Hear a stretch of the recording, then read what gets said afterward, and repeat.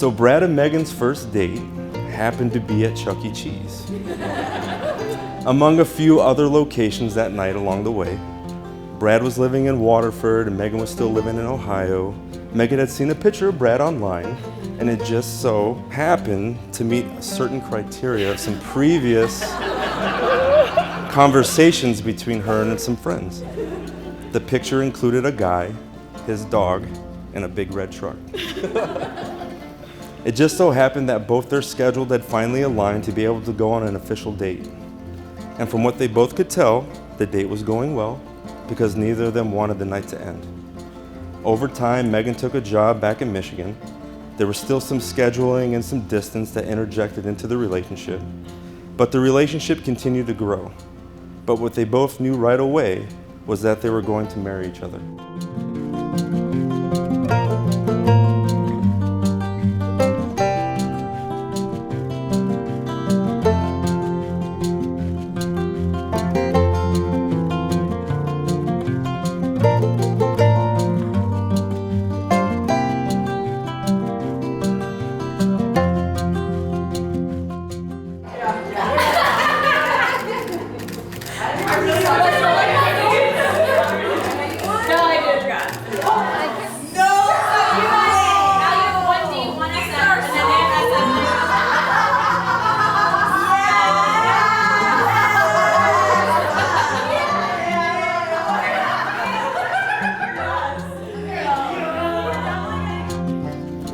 I thought it would be important to include Megan's initial thoughts from her first meeting with Brad.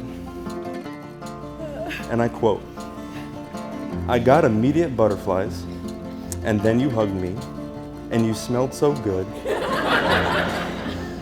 and I melted in your muscles."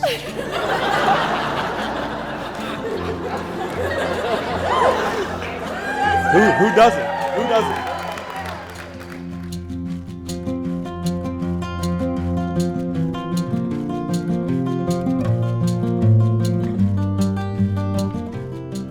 I, Brad, Take you, Megan, take you, Megan, to be my wedded wife, to be my wedded wife, to have and to hold, to have and to hold, from this day forward, from this day forward, for better, for worse, For better or worse, for richer, for poor, for richer or poor, in sickness and in health, in sickness and in health, to love and to cherish, to love and to cherish, till death do us part. till death do us part.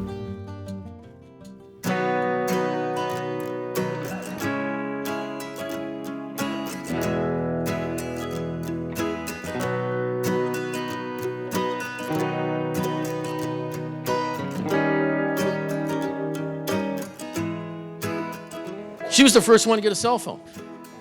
Daddy, I get a cell phone. It's for my safety. First to get a car. Now, when she was 16, she put on her list, color-coded, I need a car. And she expected a car was going to be in the driveway. The biggest disappointment in her life was when she looked outside and there wasn't a bow on top of a Mercedes-Benz or something. She waited 2 years for that car. I'm glad I did because she was the first one to smash up a car in the family. And she was the first one to lose a car. Now, how do you lose a car? She was the first one to return home. And then that started the other thing. She's the first one to bring home a fireman. I mean, who else would bring her chapstick, take the stems off her spinach, does her cooking, cleaning, makes her the happiest she's been since I got her indoor soccer shoes. Megan Lynn, we are proud of you. Brad, we're so happy to have you in the family. And you can keep calling me Daddy as long as you want to.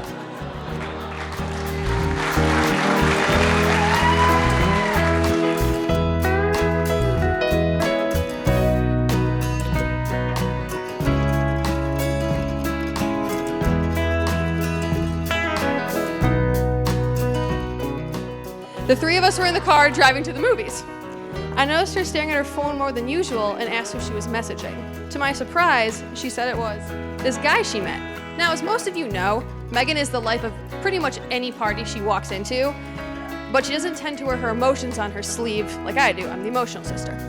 So the fact that she was even mentioning him to me and sounded excited to do so meant that this guy was something special.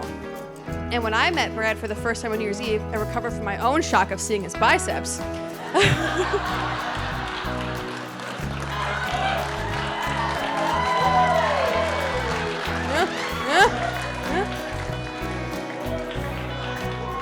see why she liked him so much.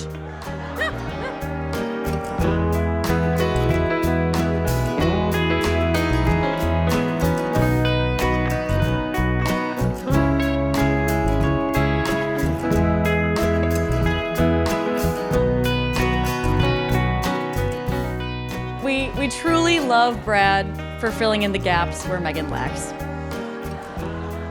He is the handiest person either of us have ever met. He's able to repair any damage that Megan leaves in her wake. He's stable and brings a level head to our sometimes chaotic family. He helps with our medical mishaps, since half of us faint at the sight of blood. And for our dad, since he failed with all of us, that he's a Michigan football fan.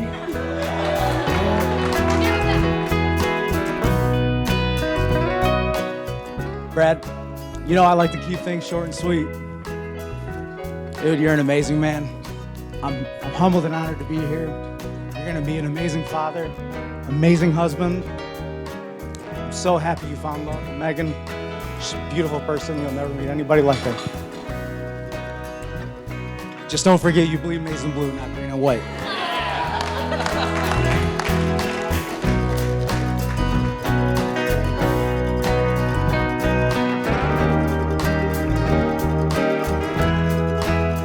May your marriage be filled with love, happiness, laughter, communication, understanding, and Michigan football. Cheers. We love you. Cheers.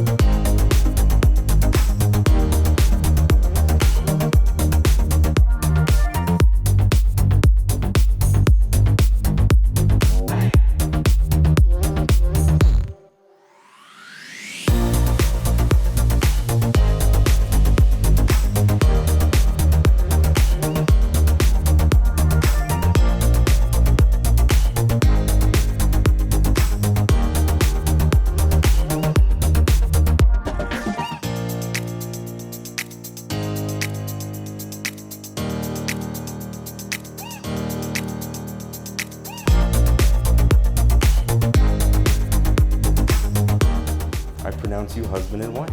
Yay! Brad, kiss your bride.